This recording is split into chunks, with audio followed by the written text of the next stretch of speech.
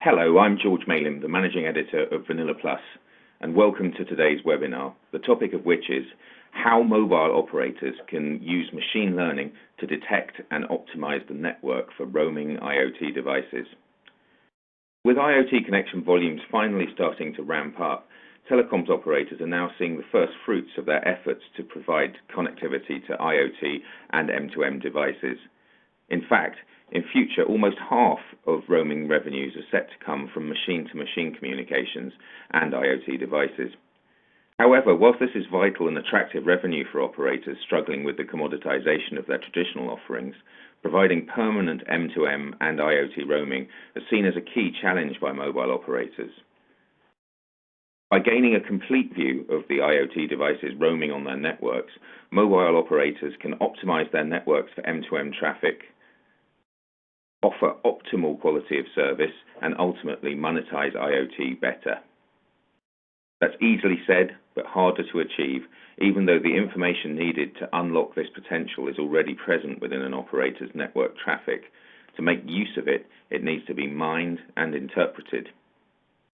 To this end, BICS, one of the world's leading providers of roaming cellular connectivity, is putting forward a new tool called BICS Smart Web Vision for advanced end-to-end traffic monitoring, reporting, and business intelligence that uses advanced analytics and machine learning techniques to provide the insights needed to optimize and improve the network for M2M roaming traffic. I'm delighted to welcome Damion Rose, a mobile signaling and roaming expert from BICS, who will discuss how mobile operators can use machine learning to automatically detect and optimize for roaming M2M devices. Before I hand over to Damion, I'll turn to the first question of today's audience polls to set the scene. Could we have the first poll on screen, please?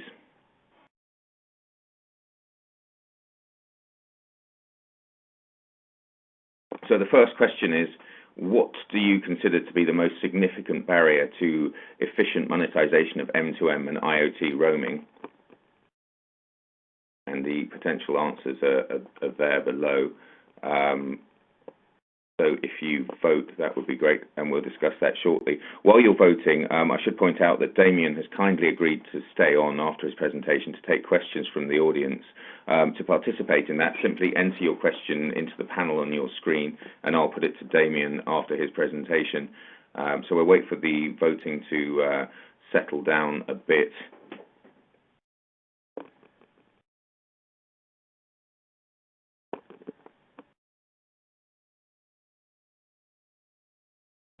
Okay, Damion, I think the voting's settling down. Is this what you expected to see, Damion, in terms of most of, or the largest proportion of the audience, at least, going for the first response? Actually, it's right in line with what my expectations were. Maybe there could have been a bit of a switch between the first and second answers, the lack of high-value use cases versus the lack of transparency. But the top three, the use case value, the transparency question between operators, and also the traction in individual markets are precisely what I thought would be the key issues. Great, that's good to know. And I guess obviously the final answer, limited traction for M2M and roaming in your market, is still very much a fact given the relative immaturity of IoT roaming deployments at the moment. You would expect that to change, I guess, in future. Exactly, and the answer to that question would also vary region to region. So depending on where you're from, that may be true or not. But I think when you're looking at it from a global perspective, we're still in the nascent stages of really ramping up the promise of machine-to-machine and IoT more specifically. So I think I would expect this to change in the short term, actually. I would say 2 to 5 years from now, this probably may no longer be an issue. It's going to be more about how do we handle the growth. But for today, it's still very sandbox in different regions. Great, thank you, Damion. I guess now it's interesting to get that to set the scene. But let's move on now, and I'll hand over to you for your presentation. Damion, the floor is yours. Thank you very much, George, and welcome to everyone to the webinar. Thanks a lot for joining.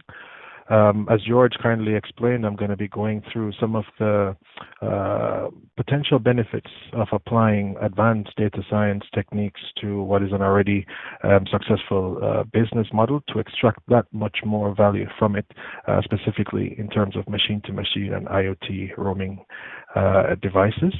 There's a very simple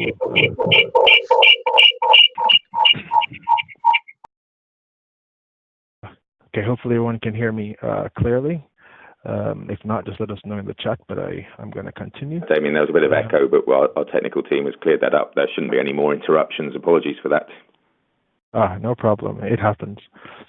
Okay, so the structure of the presentation is kind of laid out. It's very simple. We're going to go through IoT and M2M in summary. So not delving into the detail and pernickety aspects of what this means, but how it applies in a realistic way to the world of mobile operators. We'll also go through a brief introduction of machine learning and also hopefully remove some of the fog in terms of how this is understood or interpreted. And then we go into some sample use cases, focusing on a very fundamental use case that most operators need to tackle, but then the subsequent use cases that are necessary or that may become very popular in terms of monetization strategy around M2M and IoT. So I'm going to move on to the first slide of today's presentation. And it's just to give a summary of the company that I work for, BICS. BICS is a global carrier services provider operating pretty much everywhere in the world you can think of. We're consistently one of the top 3 providers in terms of voice, SMS, data transport, and a range of other value-added services. As the slide demonstrates, I'm not going to go through each item one by one. Not only is there breadth to BICS in terms of the value creation that we do in the market, but we are one of the trusted partners for over 1,200 customers worldwide, again, across various services and technologies, SS7, LTE, and other forms. Most of you may be already familiar with BICS. We've been around for over 20 years, and year on year, we keep looking into the market to understand what our customers and potential customers' needs are and focus on the creation of value. And that's actually one of the guiding posts from our presentation today. How can we continue to create value for the various players in the mobile ecosystem? It starts with a quote that I hold very dear. It's by James Harrington, and it speaks to the value of measurement. It's a very fundamental concept, and most of you probably can appreciate it, but often we forget how important it is to be able to measure something. Because without the ability to measure, there's literally no way to improve, control, and I would add a further step, which is not mentioned on the slide here, monetize. If you don't know the size or dimensions of something and you essentially don't understand it, it's very difficult for you to then somehow use that to extract value from either people who require a service, for example, or players who need you to create value for them in order to build value together. So we're going to see this theme coming up several points in the presentation, the ability to actually measure the thing you want to monetize. Now, everyone should be somewhat familiar, I think, with the current state of play in mobile in general, but specifically the role of mobile operators in what is seen as the next wave of revenue-generating services for machines and devices in roaming. Now, for the past few years, mobile operators have focused a lot on the connectivity layer of this value scale or value pyramid. And I've taken an extract from the GSMA Intelligence's latest research piece that kind of just gives a forecast as to what's going to happen with the different players in terms of how much value they're extracting from the M2M and IoT market. And as you can see, globally the pie is increasing. So if you look at the actual dollar value for the blue points, which are specific to connectivity, and this is the area where mobile operators today really focus on, you'll see that although the total value is increasing from 25 billion in terms of revenues per year in 2018 to as much as 51 billion in 2025, the percentage as it relates to the entire value available in the M2M and IoT market is shrinking. So yes, there is essentially more money to be made on connectivity, but it's increasingly becoming a smaller and smaller piece of the overall pie. And the question is, how do the players at the connectivity level increase that slice, increase their share in terms of value capturing? And the simple answer is more value has to be injected. If you don't create more value at the level that you play at, it's very difficult for you to actually extract more value from the overall proposition. And this is a note that I think mobile operators need to keep in mind. Connectivity is extremely important. It, however, is seen by a lot of other players in M2M and IoT as a commodity. And unless something is done to radically shift the perception of the mobile network and the connectivity it provides, this is going to be a trend until the bottom. Now we're going to look at the roaming scenario, and we start now going into how the mobile operator actually plays a role in this. And this is where we actually start to understand why the value proposition needs to be reshaped. If you were to simplify M2M and IoT roaming, it would essentially boil down to a number of devices distributed across various networks with the sole purpose of gathering data that is going to be transported by some network to a system that makes use of it. And I've tried to summarize this on this slide. In fact, maybe it's good to make a few distinctions, because I keep using M2M or machine-to-machine and IoT interchangeably. And that is because in some sense, they are interchangeable. Now, if I were to define machine-to-machine, or what would you define as an M2M device? Essentially, it's going to be a very broad label that describes any technology that enables a network device to exchange information and perform actions without having to interface or interact with a human. Okay. Now, in the early stages, this had various connectivity options. So we're talking about serial cables, wireline connectivity. This has now evolved to wireless connectivity. And if you were to just abstract that, the IoT is essentially just a focus on the wireless aspect of M2M, because you could define an IoT device as any networked device or object that contains some technology to allow it to communicate or sense what's happening in its internal or external environment, and again communicate that with some system downstream. So it's really, for me, the two are not necessarily distinct. IoT is actually an advanced form of M2M, so I'll continue to use it interchangeably.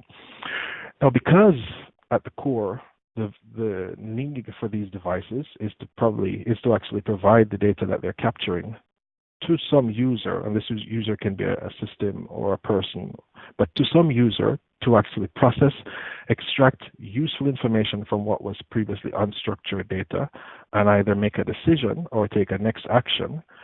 The flow of the data is what is extremely important. And here we're talking about not just the volume of data that needs to flow, but also the reliability of the data, the frequency of the data, the security of the data.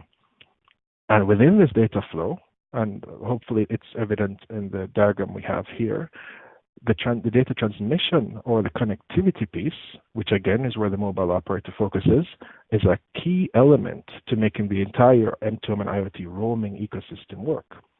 And this is where I think we need to make the shift in terms of how we interpret the value proposition at the connectivity level, as opposed to just a dumb data pipe, to a key infrastructural resource that needs to be effectively monetized. And I'm going to go through how this works. Before I change the slide, though, there's another flow that we need to keep in mind, and the flow at the top, the flow of control. So if I were to just step a few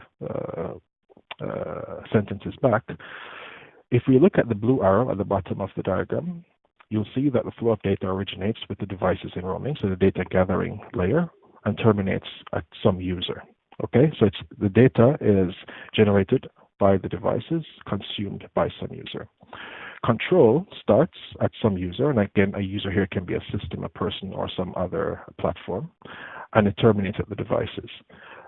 And I'm bringing the flow of control into the conversation here because to properly monetize the role, or to properly and effectively extract as much value as you can from the connectivity or data transmission layer, it is important to understand that you have a role to play as well in the flow of control. And it's that layer that's going to be where the business models, I think, of the future for mobile operators evolve. Okay. We are going to move on to the next slide. Hopefully, everyone is still following so far. Now, the simple concept is stop looking at networks as just networks that provide connectivity to people, humans, people and things. What you are actually delivering is a highly valuable set of services. So we need to take the concept of the network as a service. Now, within this network as a service concept, there are different things that we offer, or we need to guarantee to the different users of our networks and the consumers of our network services. These include coverage, global coverage, and ubiquitous coverage is now a requirement for almost any application that requires a mobile network. Performance, and performance is often a talking point, not just in terms of what the networks are capable of, but what people and things are willing to tolerate. So providing a high-performing network, obviously at a cost that is acceptable to the consumers of network services, is also a requirement that we have to meet within the mobile industry. Security is a huge talking point for the last 5 years, especially with the range of signaling and data transport security issues that have popped up. It has underscored not just the need for security, but the value people place on security. And this value on security applies to machines as well. Network availability, we all strive endlessly to ensure maximum uptime for the various networks that we operate. A lot of time and resource goes into this, and it also is one of our core expenses to ensure that this happens. So the availability of networks, high performing and secure networks, is also a value proposition that needs to be considered when you're looking at the network as a service. This all lends itself to reliability, the prioritization of traffic passing over the network, and ultimately as well the transparency in terms of the performance of this network towards the people who consume the network services. Now, these are things we talk about as mobile operators, as carriers, as players within the mobile ecosystem on a day-to-day basis, and we see them as fundamental pieces of the day-to-day. But in terms of machine-to-machine roaming and the Internet of Things, these are actually core requirements to the desired outcome of the different solutions that are being pursued. Okay, so if we think about, for example, a few M2M and IoT use cases, we can talk about a car, for example. You may have a car that has several IoT applications running. It's connected for different reasons. You may have basic fleet management. You may have driver performance monitoring by insurance companies. You may have stolen car notifications that are sent out. You may have just the diagnostics as well from the engine and the other pieces of it. Now, all of these things are actually different use cases that may actually require different things from the network. Some may require more security, for example. Some may require more reliability, and we take into account here, for example, if your car is actually stolen or if there's an accident, you need to ensure that that alert gets to wherever it needs to get to. So the use case the use case determines which element of these day-to-day features of a mobile network are of highest value based on the desired outcome. And essentially, that's what I'm trying to get in this slide. We need to start looking at the mobile network as a part of a business model to create value for M2M and IoT solution providers. At the bottom of the slide, I've kind of tried to draw the distinction between the different words that we use when we talk about value. We talk about, is there a business case? Well, the business case is just a determination of how much value there is to be captured. It doesn't mean you necessarily are able to capture it. You're just trying to estimate what is there for me to get. We talk about the value proposition. The value proposition is normally a discussion about how will I actually create value for some user or some customer of mine. But the key element is the business model, which is how will I capture that value? And I think when you have difficulty monetizing M2M IoT roaming or any other network service, it's because maybe the right business model has not yet been identified.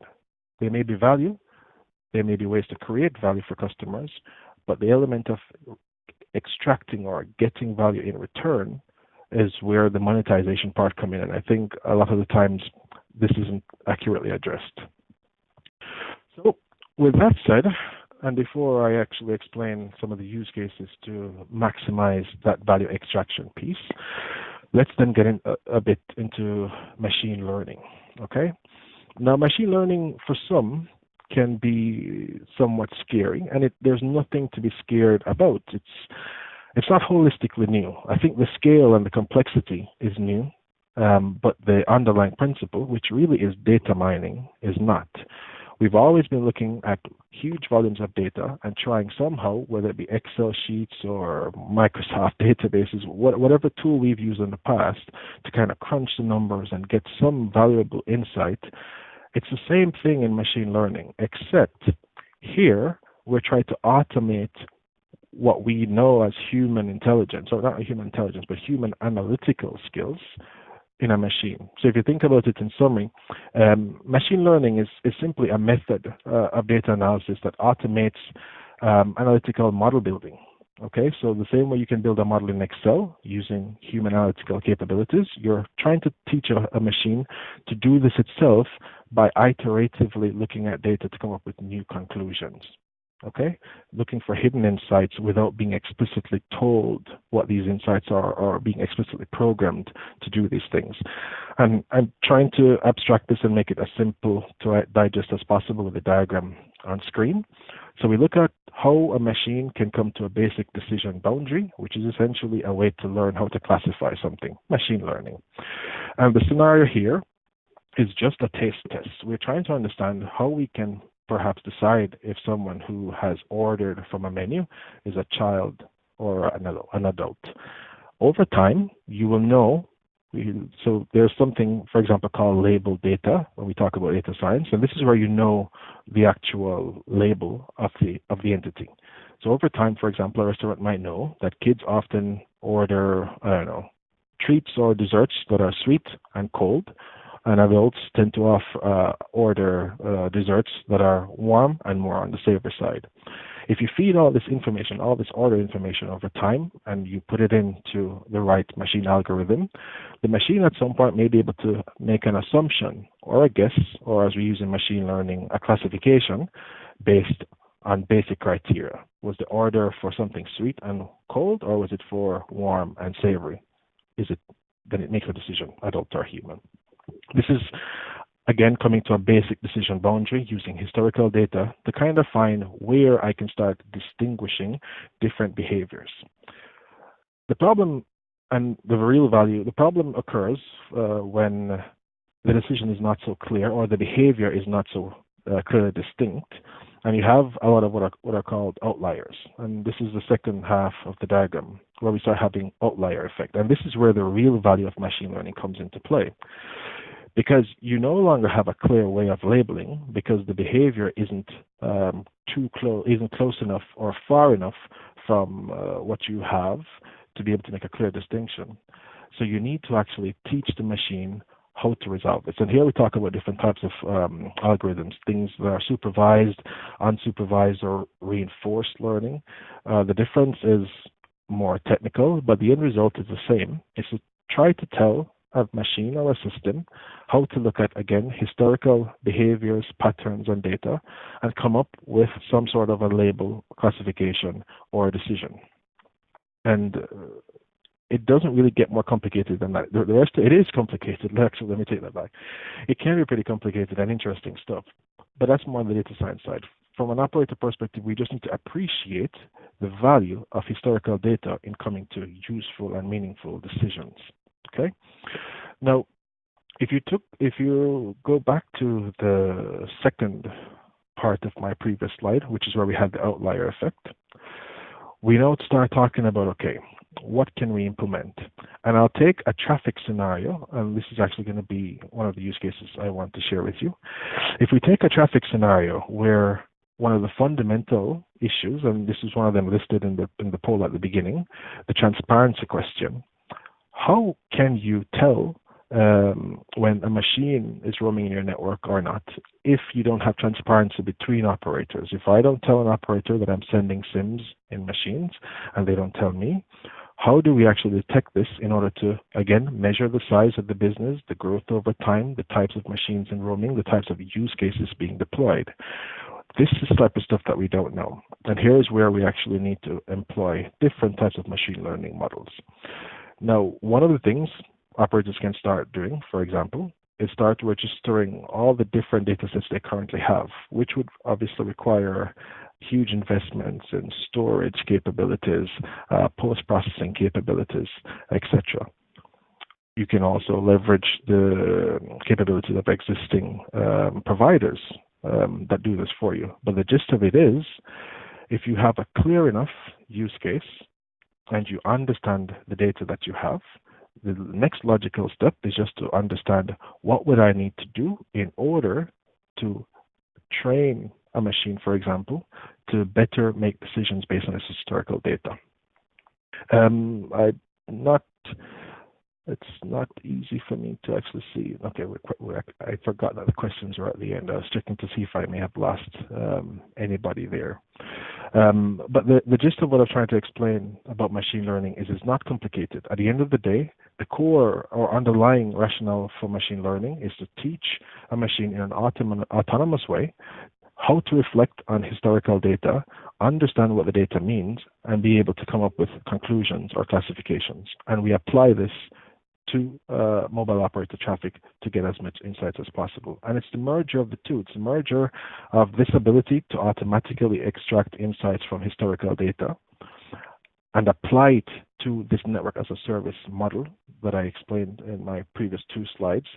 That will, I think, create the new revenue streams, the new monetization opportunities that operators need to leverage in order to make the best out of end-to-end IoT roaming. Okay, there is a distinction to be made, by the way. A lot of people tend to confuse machine learning with artificial intelligence. They're not the same. So whereas, for example, machine learning is about designing an algorithm, for example, that will allow a machine to be able to come to a conclusion on its own without human interaction. When we talk about artificial intelligence, here we're trying to make a machine behave as if it has human intelligence or seem like it has any human intelligence. And we can see the distinction in applications. You may use machine learning, for example, to decide what type of music someone would like on Spotify. Okay? That's just looking at what they listened to in the past and making a decision as to what they may like now. Artificial intelligence, for example, may be a chatbot on Spotify where the user may have an issue. Maybe Spotify isn't working and he sends a message asking for some support, and you now have artificial intelligence providing possible solutions based on the real-time inputs the user is given. I draw the distinction because it becomes an increasingly difficult mountain to climb when we start thinking about applying data science only in the form of artificial intelligence. There are use cases for this, but normally they have to be very specific, and it's very difficult to effectively monetize, especially if you're talking about players at the connectivity level. We're really talking here about just autonomous learning from historical behavior of real patterns and real insights that can help us monetize traffic today, which is very simple when you actually get into it. So hopefully that kind of helps you understand that we're really not talking about artificial intelligence and end-to-end IoT roaming for mobile operators. There's definitely space for that, but that's not the topic today. We're looking at machine learning, which is a little bit less complicated. Now, everything I just said can be summarized in this architectural diagram here. When we talk about machine learning, essentially, we're talking about being able to provide a significant and meaningful input to a machine. And significant input here normally speaks to volume and variety. So you need to have a lot of information and it's repetitive so that the machine can actually look and detect patterns and insights. You also need to be able to have an algorithm or an approach to analyzing this traffic in order to make your machine do a prediction. And then it provides an output. This output may be incorrect. You provide feedback, and they get better over time. So if we were to go back to the simple use case of trying to predict if someone was a child or an adult based on their dessert selection, over time, it may start out being an incorrect prediction, but over time it gets better and better because you provide the feedback. And that's essentially how machine learning works. So now let's talk about how we put them together, the machine learning capabilities that exist today and the networks that we provide and maintain for users. We need to think, in this case, of machine learning as an asset when we're talking about our business models. If you're only talking about your role as a communications provider or as a mobile operator, you may be thinking, okay, about your radio coverage. You may be talking about the type of throughput that you can provide to your end user, the type of handsets in your market, your global roaming coverage, all the different connectivity pieces. But the thing is, all these different areas of your network, the radio network, the core network, the signaling and data traffic that you send internationally and receive internationally, all this data has a lot to tell as well. And very often, if not true for almost all mobile operators, we don't store, we don't process, we throw this information away. We use it to the extent where it's necessary just to maintain maybe performance. But if you were to ask how much of this information do you actually make use of, it becomes a little bit telling. And I'll give an example. Basic signaling traffic for a mobile operator, you may extract from it the number of SMS messages, the number of registrations, the number of unique roamers. There are a myriad of reporting use cases that today mobile operators focus on. But another use case, for example, and this is where the machine learning comes into play, is there a difference in signaling patterns for example, a roamer who uses data on a regular basis versus one who doesn't? Is there a difference, for example, in the signaling messages, so the technical parameters passed in roaming for a specific type of device?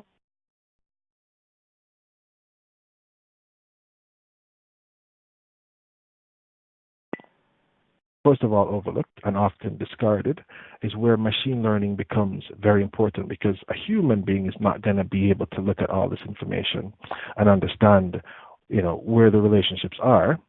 This is where machine learning comes into play. And you do this by, first of all, embracing data science. I think data science needs to be seen in telecoms as the new norm, as opposed to a strange outlier. We need to use data science to inform high-value use cases. That's the other thing. You need to focus on use cases that go beyond just providing connectivity. As a provider who's enabling connectivity, what other elements of this business could I possibly monetize? Could I focus on the security aspect? Could I use, for example, data science to automatically detect anomalies, either from a security perspective or a quality of service perspective or a performance perspective? And then how can I apply this at scale? So I can do this, for example, at network level. Maybe I can detect anomalies for each of my VLRs or each of my STPs. But what about every single IMSI that I send or receive in a roaming scenario? So essentially, we need to think of how we can apply data science to high-value use cases for the end user, and the end user could be here a person like myself, could be enterprise business, or it could be another mobile operator or roaming partner. So high-value use cases for some end user, and apply this at scale, and then we start talking about monetization, because here you're talking about increasing your relevance, okay? Creating more value for the customers that you serve, having a stronger value proposition, changing the way you differentiate, so we don't now focus only on cost or speed or coverage, but here we're actually talking about differentiating on value. And this has a lot of downstream benefits.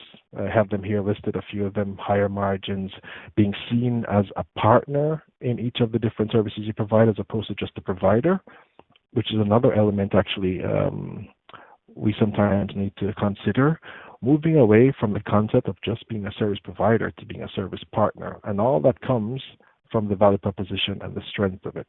And I believe machine learning and data science has a strong role to play there. So I skipped a little bit ahead, ahead of myself, George. Damion, it's time for our second poll question to the audience. So the poll question 2 will be coming up on your screen any second now. The question is, how best can carrier service providers support mobile operators' IoT roaming monetization? And the possible answers are global connectivity, signaling and IPX security, M2M and IoT roaming transparency and analytics, M2M and IoT roaming consultancy, M2M and IoT roaming control, that includes screening. While everyone's voting, I should point out and remind you all that Damion is staying on after his presentation to answer your questions. We've already had several questions in, but I suspect there'll be time for a few more, so your effort won't be wasted, and in any case, we'll answer any questions we don't get to during the session offline afterwards, so do take the opportunity to ask Damion a question while we have him. Great. It looks like things are starting to settle down. So carrier service providers support to mobile operators looks to be very much needed and welcomed in roaming transparency and analytics. Damion, is it the reporting capability that people really want to understand what's being used and how it's being used? So is that what you expected to see in terms of what people want to see from service providers? George, I will tell you the response is precisely what I expected, and it's because of the nature of the current issue in M2M and IoT roaming. We go back to the beginning, and this is actually why I chose that quote at the beginning. The ability to measure something is extremely important to control and monetize it. And today, we don't have the ability to control or monetize because we have no way of measuring it or to actually be transparent. If you were to think back just a couple of years ago, not so long ago, you could assume that every SIM card that entered a mobile network that was foreign would have been a person. And the question was, are they silent roamers, or are they using billable services, or are they permanent, or are they not? So very simple issues. Today, this assumption does not apply. In fact, if you look at your typical reporting as an operator, let's say, for example, your silent roamer report. Okay, today I can look at all the roamers in my network as a visited network, for example, and say I have X percentage who are using services, voice, SMS, data, and Y% who are not. The question is, okay, which one of these are machines? And is it normal that they're not using data? Transparency is a key issue. And actually, this informs my very first use case that we're going to go through next. It is extremely important, well, until every operator has a commercial arrangement that enforces transparency, and there are different methods like specific APNs, specific IMSI ranges, specific MCC, MNC digits. There are different ways of doing this, but until this becomes a norm in the industry, the question of transparency is going to be a huge problem, because you don't know what percentage of your roaming traffic then is going to be machines or things in roaming. You don't know how they contribute or not to your bottom line, and you have no way of treating them differently from every other roamer. So I am actually perfectly happy to see this type of response. Great, excellent. It's in line with the facts. Thank you, Damion. I'll hand back to you now. We'll close off this poll, and you can get into the use case. Okay.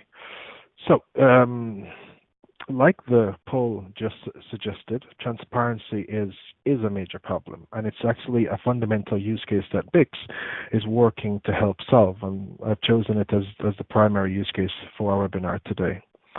Now, everyone, I think, on the call is familiar with the complexity of determining whether or not, especially on the inbound roaming side. So if you're a home operator providing connectivity service to some Interma IoT solution provider, and all you're helping them do is to have global coverage, it's fairly straightforward to know that they're machines because you're the one providing the SIM cards or the eSIMs or whatever part you play as the home operator. You have some understanding.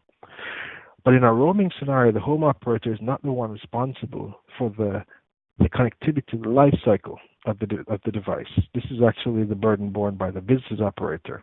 So you put a SIM in a truck, for example, that may be shipped from one country to the next country A to country B. The operators in country B are the ones who actually provide the network, the connectivity, everything that truck may need in country B. But they were not part necessarily of the value proposition. They were not part of the use case that was being created. They were not part of the design of the solution. A lot of layers have already gone without the involvement of the player who actually provides the connectivity, if you understand what I'm saying.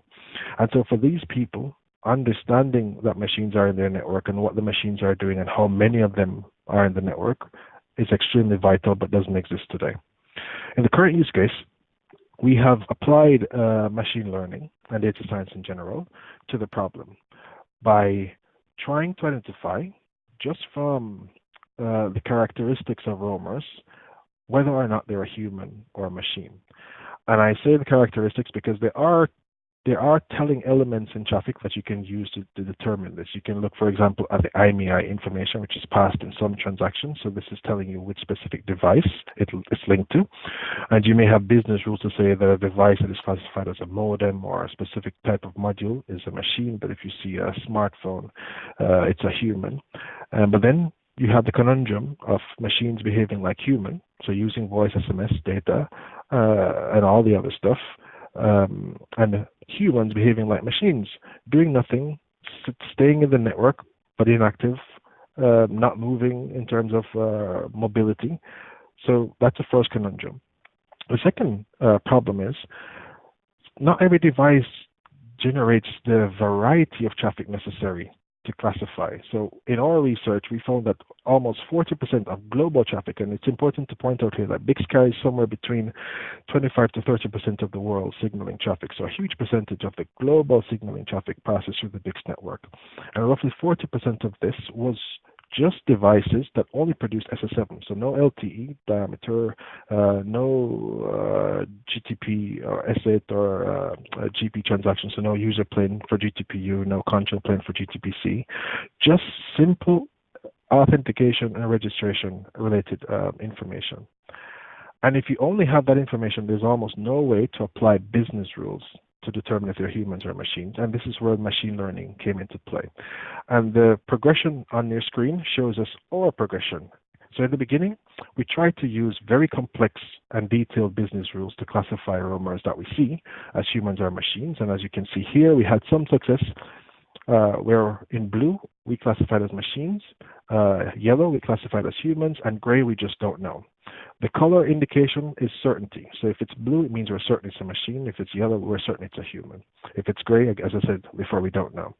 So with the most complex set of business rules that we could come up with, that we fed into our machine, we had at best, I think it was something along the lines of 45% accuracy in our predictions. So then we took it a step further. Let's apply machine learning techniques and allow it to learn over time. So then we decided to spend a year. We've been applying a year's worth of research on our global traffic to allow this machine to look at everything that humans and machines are doing, providing labels, of course. So for example, we would need to have given a large enough data set that we know to be machines based on different criteria to our model to know what machines behave like across different use cases and different device types and different applications. And the same thing for humans, different type of humans, so social media heavy people, people who only make voice calls, people who do nothing. So a huge data set of both machines and humans in roaming over the course of a year across billions and billions of transaction types until this machine learning model learned at a very low technical level. So here we're talking about extremely technically small details in basic signaling traffic, how to tell if it's a human or machine.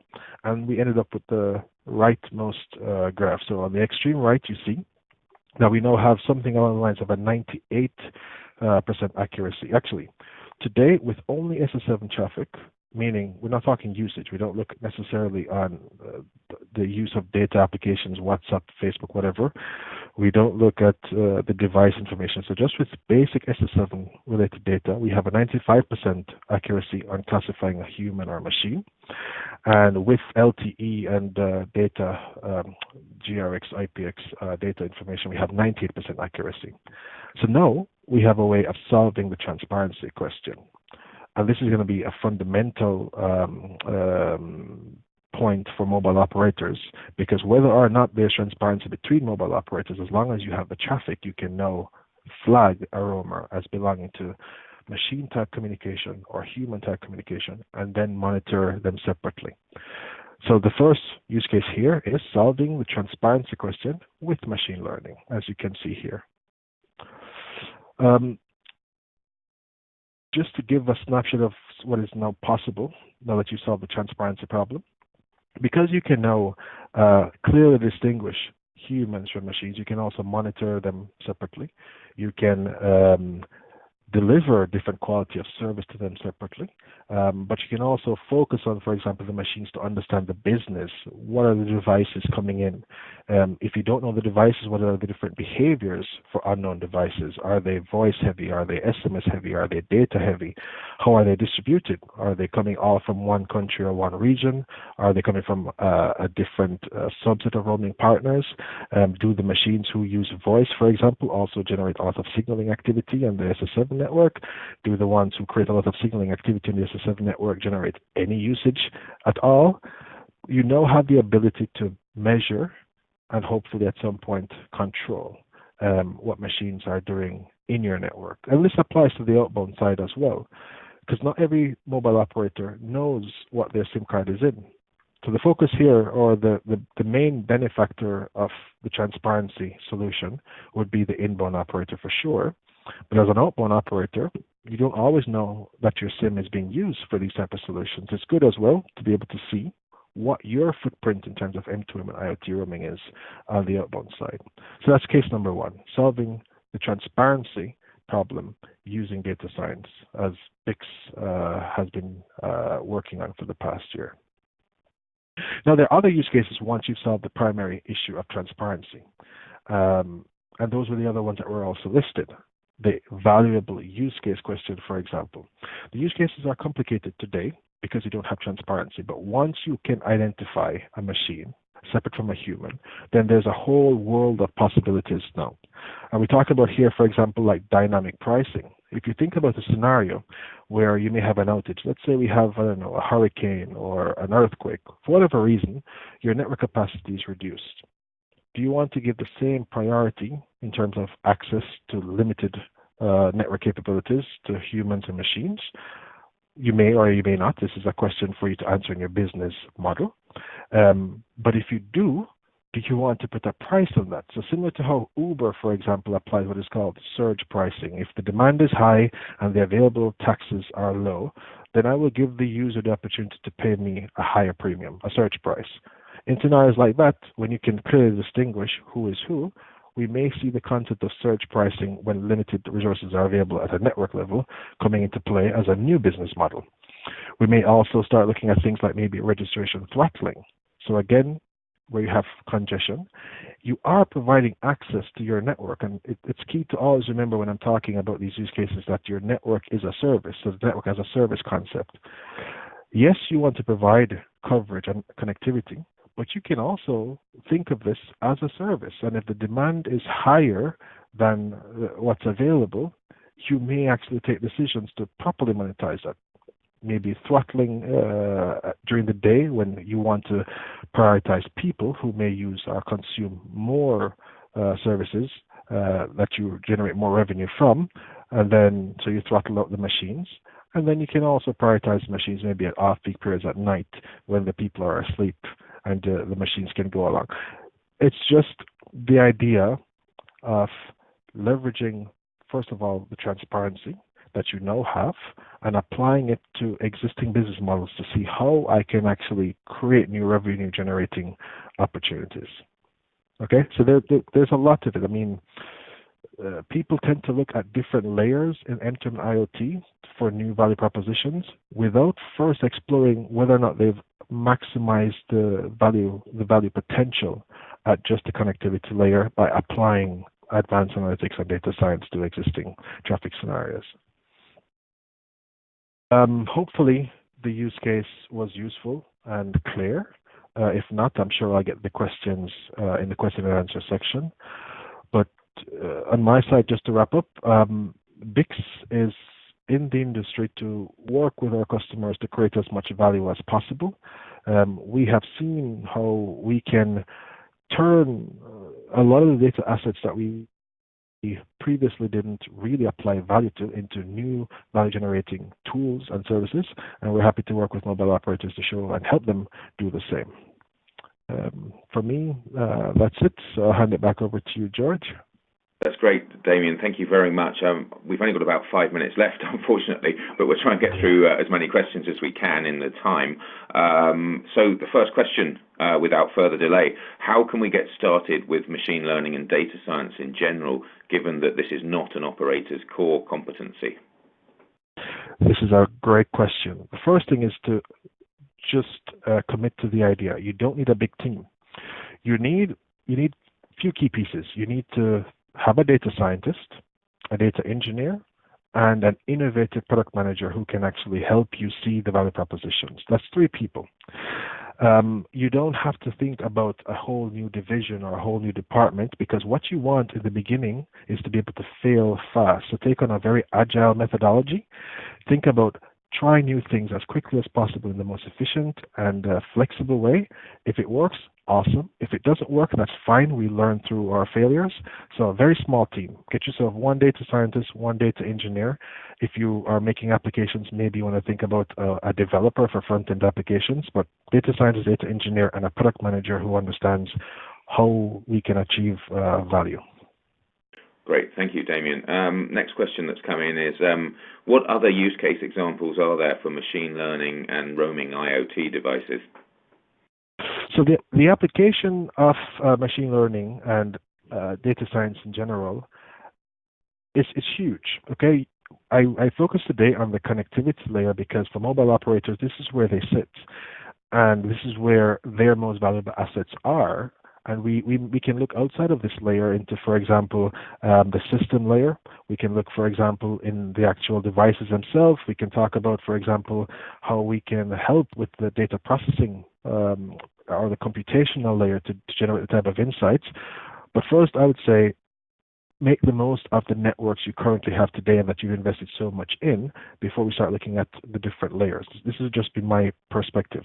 Now, in terms of other use cases, I think I've gone through 3 just now. So solving transparency, the application of differentiated pricing by communication type, so machine versus human, the prioritization of access to the network, because you can now distinguish humans and machines, you can also monetize priority.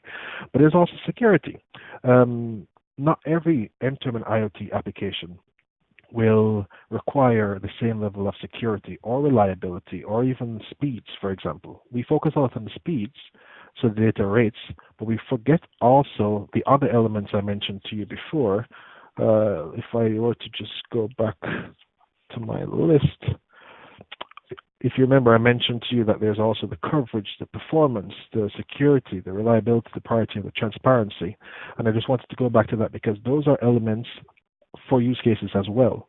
If you talk about network priority, if we go back to a congested situation, if you can automatically scale your network using machine learning algorithms on demand. So, for example, either opening up additional capacity that you may have reserved for failover scenarios, or ordering additional capacity from your service providers automatically because you see the behavior of the network, then you can actually, again, enable continuous and reliable access to networks without impacting anyone, but being able to monetize it by applying dynamic pricing, for example. In terms of security, if you think about a truck that's a part of a fleet management solution versus a pacemaker versus a parking meter, for example. The level of security required is very different. And using machine learning, and specifically using machine learning to detect anomalies, is one way that you can actually monetize the signaling security component of networks. If you can provide as an add-on service the ability to automatically detect attempts to hack or attempts to spoof your devices or attempts to extract location information from sensitive device types or device categories and provide this as a service, that's another way to monetize an existing network. You're not doing anything different. You're actually just scrutinizing your traffic to a much higher degree to provide a new service and creating a new revenue stream. So there are a lot of applications and use cases. It depends on what as a network provider you're looking at, and most importantly, no use case will work unless you clearly understand the desired outcome of the solution provider. We need to make sure as mobile operators that you're talking to these M2M and IoT solution providers, understand what they're trying to achieve. Because they will talk about costs. We talk a lot about keeping the costs low, but sometimes higher costs are okay if the desired outcome is achieved. Great, thank you, Damion. I'm afraid we're going to have to leave it there because we're running out of time, but I'll certainly be taking away two key messages. One is just don't be scared of machine learning, and the other is that data science is the new normal. I think that's very interesting for me. So thank you very much, Damion Rose from BICS, and also to the audience for your attention and participation. I look forward to welcoming you again to a Vanilla Plus webinar in the future, and hope you enjoy the rest of your day. Thanks again, and goodbye. Thank you, everyone. Bye-bye.